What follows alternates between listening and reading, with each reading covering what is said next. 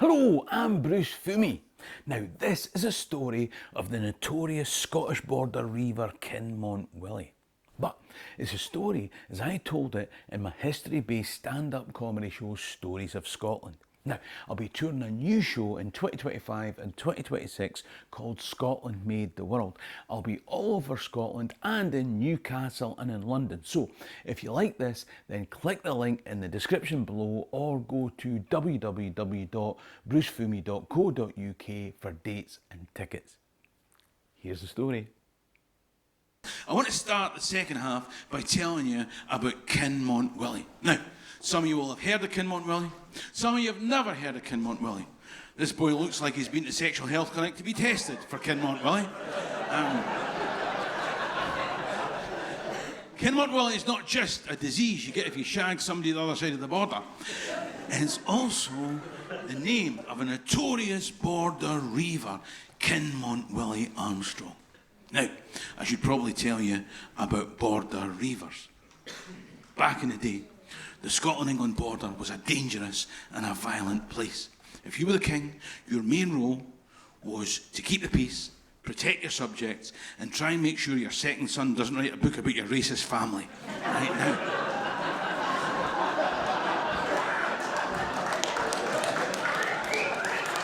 The last bit was the most difficult one, and you took longer to get that joke than any other place that I've played. I don't know why that is, but we'll move on. Okay. The King of Scots would cross the border and read in English to show who was boss. Yeah. And he would get a bunch of guys, right? Ride hell for leather to the north of England, smash the place up, take what you could and leave a trail of devastation behind you. That's how you organise a stag night in Blackpool. Yeah. Oh. But it happened the other way around as well. Right? Whenever the English king wanted to impose himself in Scotland, he would come up and devastate our southern lands. Sometimes, like when Edward Longshanks invaded, William Wallace would operate a scorched earth policy. So, like, to make sure the English didn't take your stuff, William Wallace would burn down your house. Yeah, that's right. It's a bit like Hamza Yusuf phoning up and saying, listen, we've found a route, a legal route, to the second referendum. We just need to come round your house with a can of petrol and a box of matches. Hello? Hello? I think they're happy with devolution. Yeah, right. The point is that no matter which side of that border you lived, you knew that sooner or later, one monarch or another was going to come and take your stuff. Yeah? And so it built up a group of self-reliant, independent-minded borderers who looked at kings with contempt. If you're wondering how much contempt, think Meghan Markle looking at her coronation invite. Borderers would rob with impunity, knowing that if somebody robbed from you, it was down to you to deal with it yourself. But there were rules as to how it would work, like the 6-day rule. Border law said that if somebody raided you, you had 6 days to mount a counter raid in order to get your stuff back. Yeah? And it's a bit like nowadays when Amazon deliver a parcel that's no yours and you spend the next 6 days looking through the window, waiting for your neighbours to burst through your front door, eh? And if they don't, on day 7, you own a foot spa. Yeah. But you always have to beware of retribution, haven't you? Because retribution could come at any time. Apart from on a truce day. Oh yes. You see, from time to time, they would have border courts to decide on how border law would go going forward, or on the guilt or innocence of some particular party. And so, for people to travel to the border court, they had to have a truce day. Married couples in the room know exactly what I'm talking about, don't you? It's happened to you, I mean, because you two have had arguments over the years, haven't you? Oh, Christ. I know, it's true. And you've had arguments, haven't you? Right? I'm not going to see that fat bastard Bruce Fummey tonight. You're coming right enough, right? You've had arguments, haven't you? Right, we've all had... That's the way that life is, isn't it? I mean? Right? And so this is the thing. Len, I can just imagine the arguments, right, that you've had. You came up and saying no way, right? And you're going hell for leather at it, right, okay? And she's shouting, isn't she, right? She's shouting and she's screaming. She's not making any sense, right? She's just shouting shite, isn't she, right? But it's at the top of her voice and it's bollocks and her eyes are bulging and she's screaming and you're calmly trying to rationally explain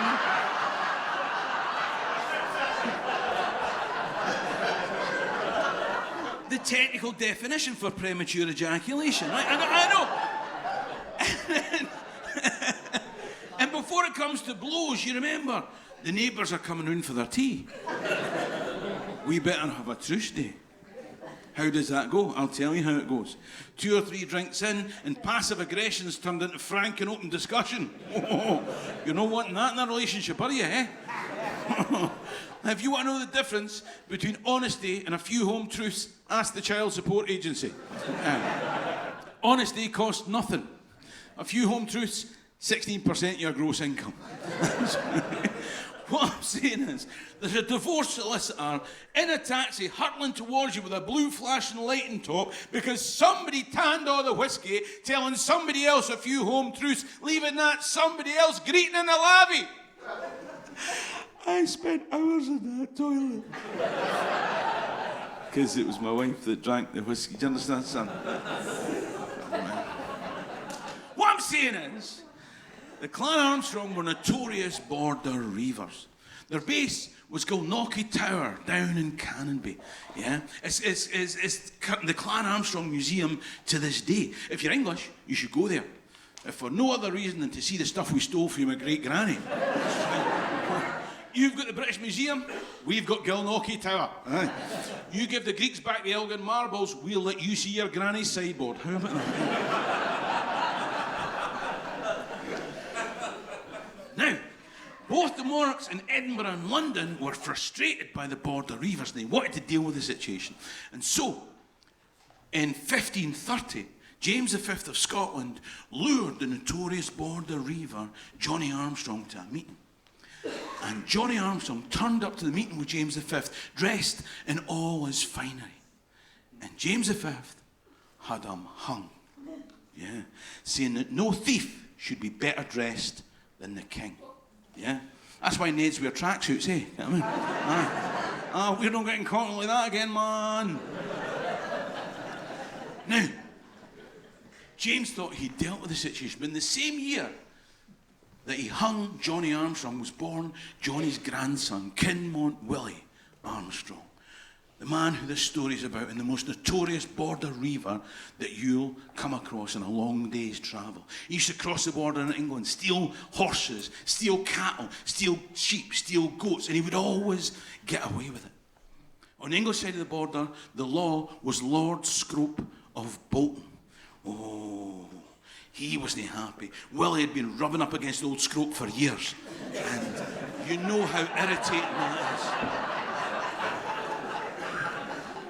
And so, I always like a good KY jelly joke, don't you? And then, on the 17th of March, 1596, was a truce day. Kinmont Willie Armstrong is riding home from the truce day along one side of the riverbank. On the other side of the riverbank, a bunch of Englishmen are riding home from that. Now, Kinmont Willie wasn't worried in the least. Why? Because it was a truce day. But suddenly somebody shouts, "Your dad's a dick." Somebody responds, "Your ma's a fud." Before you know it, dicks are flying, fuds are sailing. The English think somebody's taking a pish. And before you can say suspension of habeas corpus, Kinmont Willie's in chains and heading for Carlisle Castle. On a truce day. You know it's no right, don't you? But anyone that's watched Countdown knows that Scrope is one constant away from being a ball-bag. I'm glad we've got some Scrabble players in. Kinmont Willie spends a month in a Carlisle Castle dungeon, which is almost as bad as spending an afternoon in a Carlisle city shopping centre. There's an afternoon I'm not getting back. The law on the Scottish side of the border was Walter Scott of Buccleuch, and he wrote a letter to the Deputy Governor of Carlisle Castle. He wrote a letter to Lord Scrope. He wrote a letter to the English ambassador in Scotland. Not so much as a Ferrero Rocher did he get in return. But borderers are used to dealing with their own affairs. And so, one night, 3 miles from the English border, Walter Scott of Buccleuch and a group of his men got together to plan a raid on the safest stronghold in the north of England, Carlisle Castle. This would be no easy feat. I know, because I tried a raid in Carlisle Castle myself once. Oh, I nearly got away with 2 cups of tea, 2 cream scones, a guidebook and a fridge magnet. But the wifey saw me, charged me £36.50. It was me that got robbed. What I'm saying is, a frontal assault on Carlisle Castle would be madness. This would have to be sneaky. This would have to be surreptitious. This would have to be in the dead of night. As it happened, the 13th of April, 1596, was Langham Race Day. A perfect opportunity. People would be gathering for miles around, racing horses, watching horses racing, gambling on horses racing, and partying on into the night. Nobody was going to notice a bunch of sober men on horseback on a race day when there were a bunch of drunken women in posh frocks thrown up in the bushes. This was the night to do it. And so, as dusk fell on Langham Race Day, Walter Scott of Buccleuch and a bunch of his men headed out on the Carlisle Road towards Carlisle Castle. They arrived late. They went to the back gate. They attacked the door with a chisel and a crowbar, and they left it on its hinges. We've all had workmen like that coming to our house from time to time, haven't we? Aye. They get in. Once they're in, there's very little resistance. Cowardice, bribery, or maybe sloth. Maybe all three. You've seen the security guards in Asda. You know what I'm talking about. And they get Kinmont Willie, they put him on a pony, and they ride north across the River Eden, the River Esk, and back into Scotland, and they save the day. Now, what these guys saw as a matter of honour turned into a diplomatic incident. Elizabeth of England went fucking mental. Oh. The Virgin Queen wasn't used to having her fortress stormed, was she? No. And so, there's way more filth in this show than you came to expect, wasn't it? So, she insisted that Walter Scott of Buccleuch be sent to London to be dealt with. This is what created the diplomatic incident. Because James VI of Scotland didn't want one of his subjects to be sent to London to be dealt with. On the other hand, when the Virgin Queen died, he wanted to be the next Virgin Queen. What's he going to do? Well, the day was saved by Walter Scott of Buccleuch, who went to London voluntarily. And famously, after his audience with Elizabeth, the Virgin Queen said that with 10,000 such men, our Scottish cousin could shake the firmest throne in Europe. They didn't call her the Virgin Queen after that, I'll tell you. Now, the border reivers were horrific. They did some terrible things. They were rapey, they were violent, they stole this, that, and the next thing. They burned out, they behaved terribly. And yet, they're romanticised. I get emails from people in the US saying, oh, I'm so proud to be descended from a border reiver. They did horrific things. But they're romanticised no less than by another man called Walter Scott, whose statue you'll see in Princes Street in Edinburgh. He wrote about the border reivers, but he didn't call them border reivers. He euphemistically called them moss troopers. Now, my granny used the euphemism moss troopers, but when my granny said moss troopers, she meant ladies that like other ladies.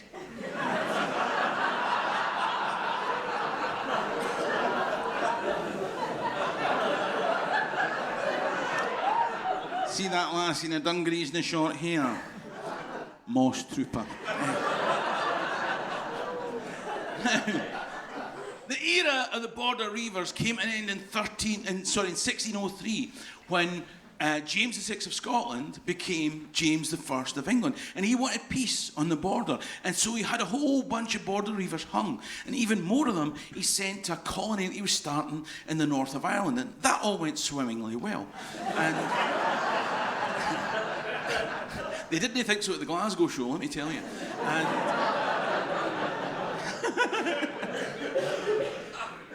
But the spirit of the border reivers are still kept alive in the borders to this day with the common ridings. Are we aware of common ridings?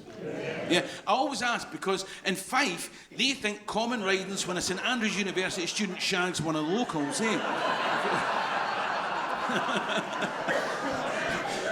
That extra addition to gene pool's worth the day off to celebrate, isn't it? But they have, each town in the borders has its own kind of, they ride round the boundaries to protect the boundaries.